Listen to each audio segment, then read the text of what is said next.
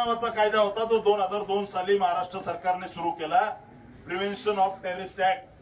पोटा नावाचा एक कायदा आहे जो की आतंकवादी जे कुणी लोक आतंकवादी आहेत त्या ठिकाणी लोकांच्या हत्या करतात, बॉम्बस्फोट करतात, अशा लोकांना कायमचा आत टाकण्यासाठी तो पोटा नावाचा कायदा होता.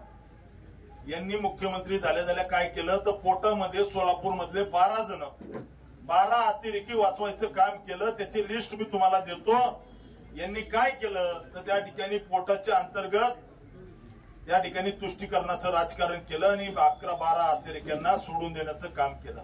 पोटा कायद्याचा मध्ये जे अटक होते ज्यांच्यावर लागला होता किंवा लागणार होता अशा 12 अतिरेक्याला वाचवायचं काम केलं. त्यामुळे तुम्हाला आम्हाला विचार करावा लागेल की 2014 पूर्वी या देशामध्ये रोज अतिरेकी हल्ले व्हायचे, परंतु मतांच्या लांगून लुंचनासाठी यांनी कधी अतिरेक्यावर कारवाई केली नाही.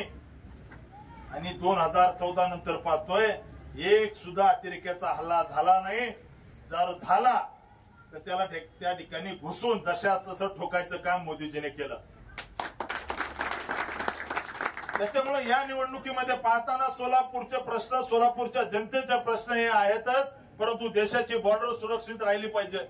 देशामध्ये नवनवीन प्रोजेक्ट आले पाहिजे. दादाने सांगितल्याप्रमाणे एकेकाळी हा देश 10व्या नंबरची अर्थव्यवस्था होते. मोदी साहेबांनी 9 वर्षामध्ये या ठिकाणी या देशाची अर्थव्यवस्था जगात 5व्या नंबरला आणली.